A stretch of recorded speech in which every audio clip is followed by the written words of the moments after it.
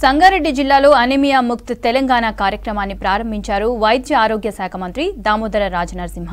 చోటకూరు మండలం శివంపేట హైస్కూల్లో జరిగిన కార్యక్రమంలో మంత్రితో పాటు ఉన్నతాధికారులు పాల్గొన్నారు. రక్తంలో హిమోగ్లోబిన్ తక్కువగా ఉండటంతో వచ్చే అనారోగ్య సమస్యలపై విద్యార్థులు అప్రమత్తంగా ఉండాలన్నారు మంత్రి రాజనరసింహ. మీ బాధ్యత ఏముంది, పిల్లలందరూ ఇక్కడ ఉన్నారు. 8th 9th 7th మీరు సీనియర్స్, సబ్జెక్ట్ మీరు నేర్చుకోవాలి. ప్రధానంగా రాష్ట్ర స్థాయిలో ఈరోజు అనీమియా నిర్మూలన ప్రతి ఒక్క అబ్బాయి అమ్మాయి 15-18 సంవత్సరాల వరకు చాలా హెల్తీ ఆరోగ్యంగా ఉండాలనే సదుద్దేశంతో ఈ కార్యక్రమాన్ని మొదలుపెట్టాం. హేమోగ్లోబిన్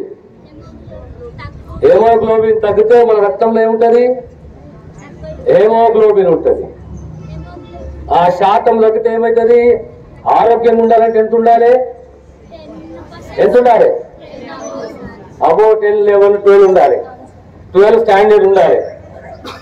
ఆ స్టాండర్డ్ ఉండాలంటే పద్ధతి ఏం పాటించాలి మనము, మంచి ఆహారం, పౌష్టిక ఆహారం. ఆరోగ్యంగా మనం ఉంచడానికి ఏ ఆహారం తీసుకోవాలి, పౌష్టిక ఆహారం తీసుకోవాలి.